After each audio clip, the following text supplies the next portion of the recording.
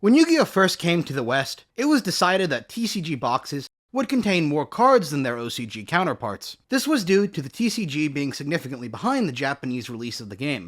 More cards per set meant that the TCG could catch up. While the exact number of higher cards varied, it was usually higher than 40 cards in these early sets. The TCG and OCG wouldn't get closely matching sets until Soul of the Duelist in 2004, establishing the 6 to 9 month delay between Western and Japanese releases. However, the TCG versions would still maintain more cards going into the future. This would be fine for several more years, but as time went on and the number of unprinted OCG cards decreased, the TCG would have to start printing its own unique cards. These cards would range from generic support to archetype pieces to terrible jank. The peak of this era would be from 2008 to 2013, where we would see game-defining cards like Allure of Darkness, Lonefire Blossom, and even Max C release into the TCG well before the OCG. This, of course, would shift the metas of each respective format. Archetypal support would see even more dramatic TCG exclusives. Infernity Barrier and Charge of the Light Brigade would see releases in the West first.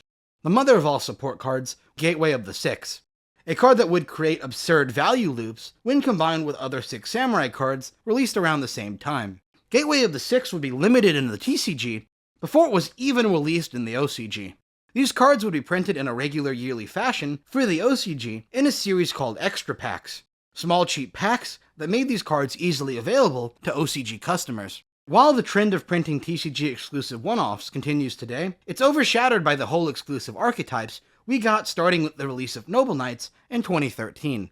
Noble Knights are a series of monsters with the unfortunate gimmick of using equip spells to make big towers-like monsters. This deck would feature a series of pseudo-Gemini monsters that would be counted as normal monsters until they became equipped with an equip spell. This deck would never take off competitively, as it wouldn't receive its best support cards until after the release of Shaddolls in 2014, when the deck was already outdated. But the deck did a few things of note. First, it explored the equip design space, pioneering what is to this day one of Yu-Gi-Oh's least used mechanics. Second, it gave us the Platinum rarity in the Noble Knights box set, a failed TCG-only experiment in product design.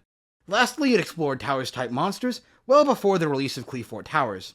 All in all, Noble Knights were a moderately unsuccessful experiment that did push the game in new directions, and they had good art. Later, in 2014, releasing alongside Shaddolls would be the definitive TCG-exclusive deck, Burning Abyss. Focusing on graveyard combos and recursion to the extreme, Burning Abyss would become a competitive monster, winning grind games and playing extremely well with blowout traps like Phoenix Wingwind Blast, Vanity's Emptiness, and their own Fire Lake of the Burning Abyss, as the deck could immediately recur the cost from these powerful traps. Burning Abyss would dominate the format on release until Necroz would release in later 2015. From then on, Burning Abyss would be one of the longest running competitively viable decks ever released. From October 2014 to debatably somewhere between 2017 and 2020, Burning Abyss would see success in one form or another. When Burning Abyss was released in the OCG, it would be released alongside a brand new card, Beatrice, Lady of the Eternal, a brand new boss monster that would revolutionize the strategy. This new card of support, alongside the OCG release of the archetype, would become a pattern for all TCG first decks going forward, as would the difficulty and long time spans before these cards would be released in the TCG. Beatrice would be released in 2016 in the TCG, following a standard pattern of import for OCG cards. However, because the TCG support was released much earlier, it would be about a year and a half between the last BA cards printing and Beatrice's. Beatrice was a card that revolutionized the strategy, and many players felt the wait was rough. Since almost all TCG-exclusive decks follow this pattern, investing in a new TCG-exclusive archetype would be a gamble if it came down to one make-or-break card. Another trend introduced by Burning Abyss is that TCG-exclusive archetypes would be released in pairs, one usually being ridiculously worse than the other. In BA's case, it was released alongside Ultimate Athletes, a series of high-level monsters with a good field spell.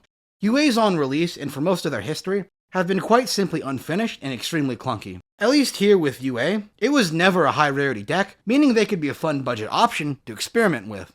In 2015, after Pepe format, the TCG would debut Cosmos, a deck all about having little monsters tag out into big untargetable beatsticks.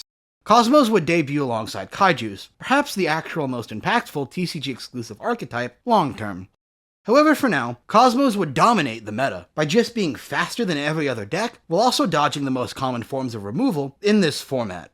Design-wise, the deck would explore banishing as cost, while reusing the previous TCG exclusive gimmicks such as excessive recursion and untargetable monsters. The format Cosmos created would receive mixed opinions, as Cosmos choked out other decks due to the lack of options to counter the strategy. Kaijus, on the other hand, would serve as the best answer to Tower's monsters in the game, by being able to tribute an opponent's monster to summon themselves inherently. As a deck, this line of monsters never really worked. There were some niche builds with Gradles, but nothing ever competitive. For most of their history, Kaijus as a deck have been quite simply unfinished and extremely clunky. However, Kaijus as a side deck option and removal engine have been one of the most loved series of cards ever printed. Creating a 1-for-1 trade with the opponent, Kaijus would find themselves being slotted into decks from release, and still to this day. So far we're about 2 for 5 for TCG exclusive decks. 3 out of 5 if we count Kaijus, which I will. It's been a mixed bag, but the standouts have been nuts. The next 2 waves of TCG exclusives would all more or less be duds on release. Spirals were a monster spam deck with a ton of mismatched levels, effects that required some luck, and just a ton of support that didn't share the Spiral name, and was therefore useless. Subterras were a slow flip deck. Each successive wave of TCG support left quite a lot to be desired, meaning whether or not these decks would be meta would come down to what extra support they got in the OCG. Before that, however, the TCG was debuting 2 new archetypes. Vindreads, a zombie ritual deck with the fun concept of stacking custom effects onto a ritual monster, and FA, a weird field spell and level-centric combo deck. These decks would also bomb on release, being left in a terrible state, a far cry away from the Cosmo and BA we saw in previous years. So, did the OCG support actually save these decks? For Spirals, it certainly did when combined with Master Rule changes. You see, Spirals having no level consistency and little extra deck uses suddenly didn't matter when Link monsters were introduced to the game. Being able to spam out monsters with little purpose could suddenly output multiple negate boards with ease. Piling this onto release of Spiral Double Helix, Spirals would become a tier 0 threat. Technically, the most success any TCG first archetype would ever have competitively, albeit more than a year after release and with OCG support. For Subterras, however, a different story would arise. The Link monster they received inherently didn't work with their archetype, something that hurt all the more when the flip mechanic needed more help in the first place. The deck would later get an additional card of OCG support called Subterra Guru that helped fix the deck's main problems. However, since Guru was a Shonen Jump promo, the deck would be left in a weird state of import limbo, taking it a whole almost 2 years to come to the TCG, absolutely destroying the deck's lifespan and harming the people who invested in the deck. FA and Vindreads would also get additional support in the OCG. Although, unlike Spirals and Subterras, neither of these decks would ever overcome their inherent problems. FA and Vindreads weren't ever able to generate enough resources to compensate for their heavy mechanics. So that puts us at a 5 out of 9. More like a 4 out of 9, since they dropped the ball so hard on Subterras. It's getting a bit rougher, but every single TCG exclusive archetype, regardless of power level, is a fan favorite amongst their niche player bases.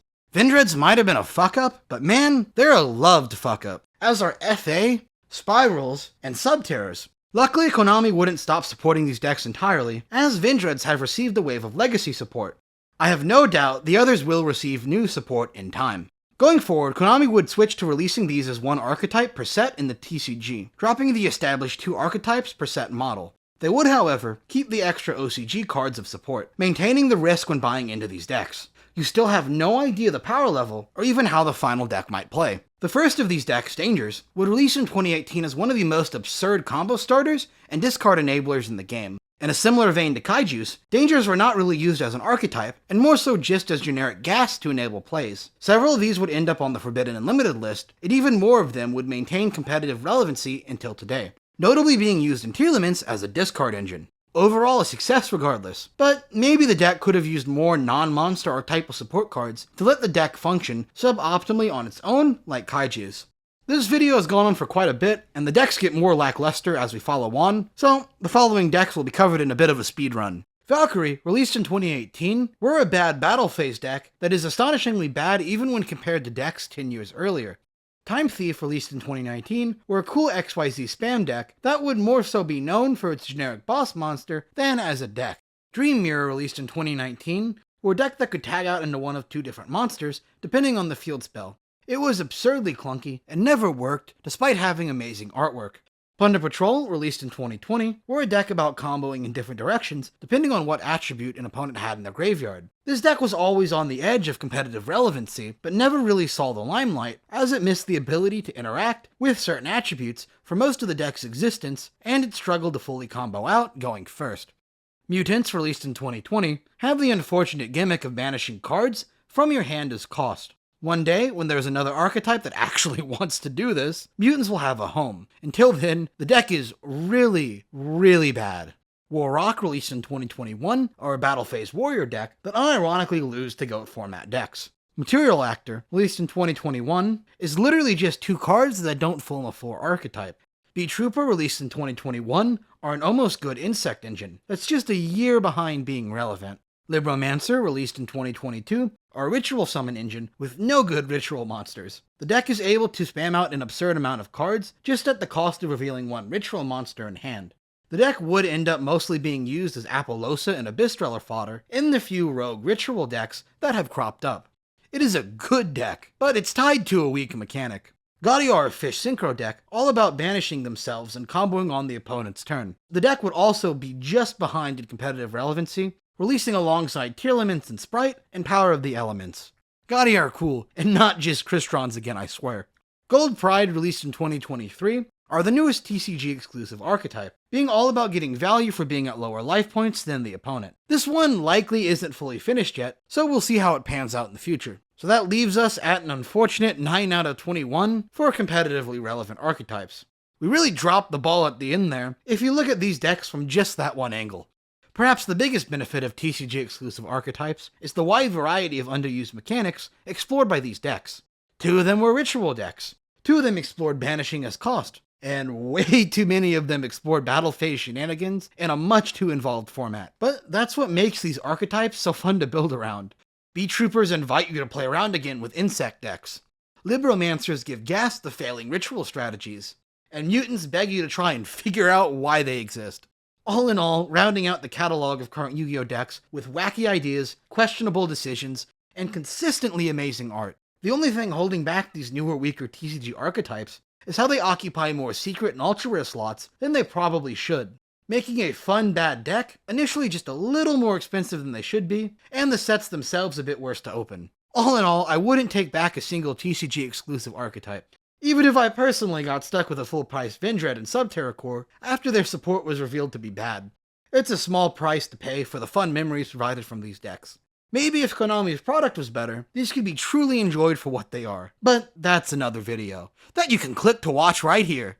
Thanks for watching. The new complete Yu-Gi-Oh tier list is in development hell, slowly being chipped away at. I don't want to segment it, but it's been kicking my butt pretty badly. I had to re-rank the entire lower tiers after I realized many mistakes I had made in the previous ranking. That and the ridiculous amount of support older decks have gotten in a year. Covering every deck in more detail than before was certainly a decision I made. More deck list, more analysis, and more experience should make a much better list than before. Second update. I've put the part 2 to the history of Force of Will on an indefinite hiatus. The modern game got very depressing, very corporate, and in the words of the community, it's now just like other card games. I don't want to have to make an extremely negative video that would harm the most beatdown community in the TCG market. They don't deserve it.